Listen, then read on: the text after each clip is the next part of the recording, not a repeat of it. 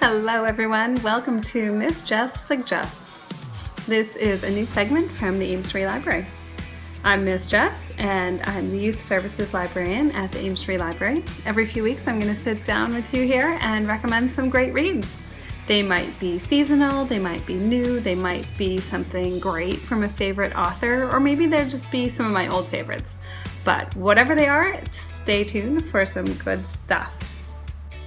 Today I'm going to feature juvenile fiction. These are books that generally appeal to 3rd to 8th graders, and while of course not everything in this section is going to appeal to every reader, there is something in this section for everyone.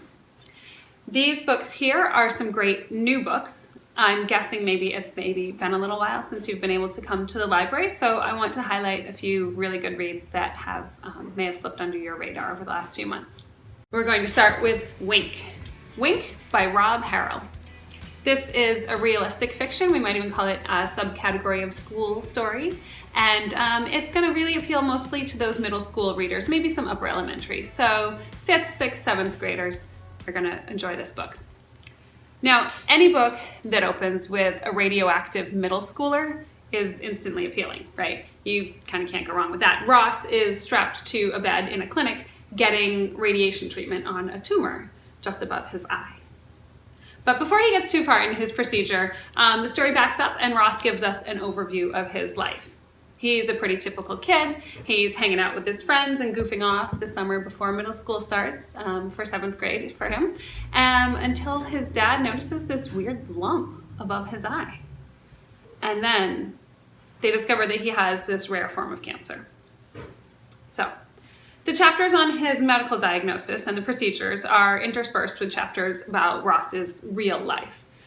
Some chapters open up with a comic book panel drawn by Ross, so it's a little reminiscent of Diary of a Wimpy Kid or Captain Underpants. Ross has always liked to doodle, but he's losing his friends. He has fallen victim to the class bully, and he's spending more and more time at the radiation clinic. And while these things are happening, he starts to find himself more and more drawn to music too. So not just doodling, not just drawing, but also to performing and playing music. And this takes him down a whole new path. This is one that takes him further away from some people in his life, but actually draws him very unexpectedly nearer to some others. So in the end, maybe we're really all more alike than we think. Wink humorously handles this really difficult topic, but it also makes sure that the cancer at this story really doesn't overshadow the boy at the heart of the story. Parts of this book are based on the author's own experience, so it's very realistic, it's very true to life. And he weaves in these little pieces of dealing with this horrible thing, with dealing with cancer, with heart and with humor, and it really speaks to a whole lot of kinds of readers. So I would recommend this book to anyone who's maybe still finding their place, especially in middle school. Anyone who likes to draw or doodle, anyone who likes to make music. I really think even a lot of readers who aren't really excited about reading might find someone to relate to in this book. So, Wink by Rob Harrell, give it a try. Next up we have Pay Attention, Carter Jones by Gary D. Schmidt.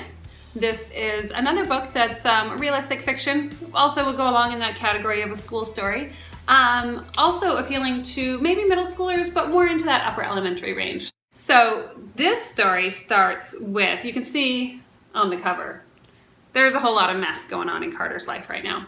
Well, the story opens with a little taste of Mary Poppins, when a butler just appears out of the blue, but exactly when he's needed. So Carter Jones is dealing, you can see, with a lot. It's the first day of middle school. It is pouring down rain. The dog just threw up on the floor again. The car won't start. Carter hasn't seen his dad since he left on his last deployment. He even mentions a funeral. So things are rough. So when the doorbell rings and there's this butler standing there, like this full suit, very posh British accent, impeccable manners kind of butler, Carter just kind of closes the door on him. He thinks, I don't know what this is and I don't have room for this in my life. Well, eventually Mom gets to the bottom of this, and before they know it, Carter and his 3 sisters are being dropped off at school on the first day in this huge purple car by this fancy butler wearing a bowler hat holding this giant umbrella as Carter gets out of the school. Not exactly the entrance that he was looking for on his first day of middle school.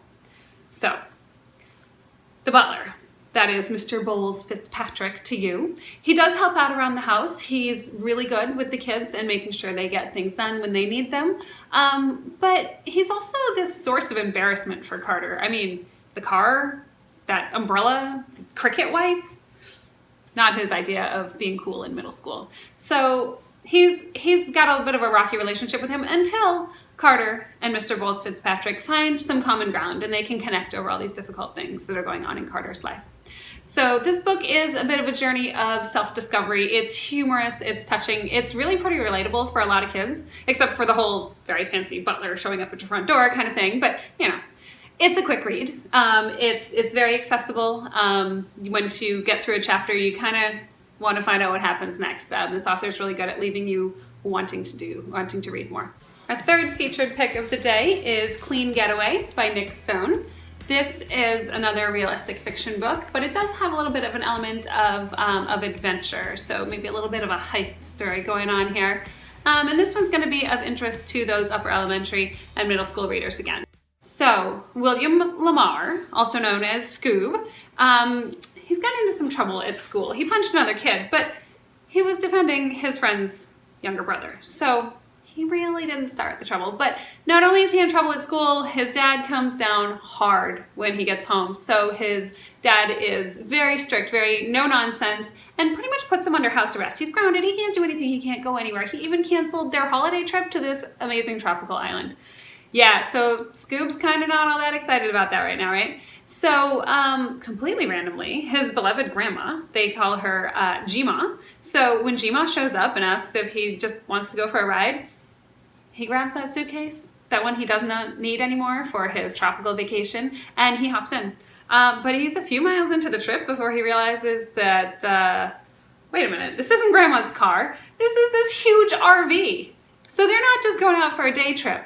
Well, here we go. Scoob and Gma hit the road on this epic adventure across the southern part of the United States. So as they kick off their trip, an important thing to learn is that readers learn that Scoob is a black boy, but his grandmother is white. So Scoob runs off. He takes off with his grandma. He's trying to just kind of escape his punishment. He wants to get out from the strict rules of his father for a little while. He wants to feel like he's with someone that understands him and that he can breathe, right? And Gma, well, she seems to just want to go and revisit these places that she had gone with his grandfather. Every place they go, she talks about what it was like when they were there and the things they did, but also what it was like to travel with him, as they were a mixed race couple in the mid-20th century. So that was definitely a different time, and there were different expectations. And so traveling this with Gma and Scoob brings back these memories that she has of traveling the first time around years and years before with his grandfather. But then throughout this whole trip, there are some unexplained moments. Like, did he just see Gma out there switching the license plate? And did she actually pay the bill before they left the restaurant? Why aren't they answering Dad's calls? What is really going on here?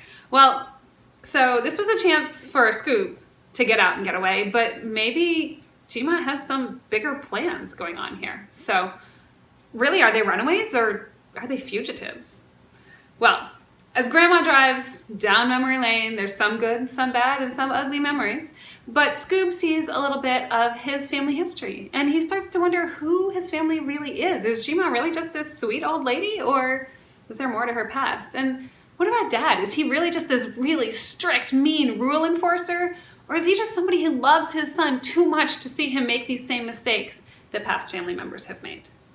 So this book explores family relations. It touches on racial tensions, historical racial tensions in the southern part of our country. And it reminds readers that there's so much more to all of us if you just listen. So, highly recommended. A great rising author if you like books by Christopher Paul Curtis, or if you are a fan of Jason Reynolds, then you probably are going to really enjoy this book. My bonus book for today, because I can't stop at just 3, is Cog by Greg Van Eekhout. It is kind of realistic fiction, but with robots. So I'm going to call that science fiction. And there's definitely a lot of adventure in here. This book is really great for elementary readers. So maybe a strong second grade reader, or if you're reading aloud, if there's a grown-up reading aloud to a student, this would be a lot of fun, I think, maybe for second graders. And then that upper elementary, 3rd through 5th grade age, this book is going to be just right. My name is COG. COG is short for cognitive development, the process of learning how to think and understand. When I learn something, I enjoy telling people about it. It is part of my programming. Well, if you start reading this book and it sounds like there's a robot talking to you, it's because there is one. So COG is an intelligent, kind robot. He is programmed just to learn and retain information quickly and in massive amounts. So, I mean, how cool is that? He just downloads information and he knows it. But he also happens to look like a 12-year-old boy. So soon enough, this robot boy is off to save the ones he loves. There's a hot dog the size of a fire extinguisher. There's a robot dog. There's tons of action, including car chases and drones and smashing up science labs and all sorts of really fun stuff. So this is a quick read, and besides just being a fun kind of romp with this robot boy, it's also really touching to see how intelligence and emotions, these brains versus feelings, play out in this robot's electronic brain. And because I cannot stop at just one, I have 2 bonus reads for you today. This is Class Act. Many of you probably read New Kid over the summer. So Class Act by Jerry Craft, another realistic school story, also is a graphic novel.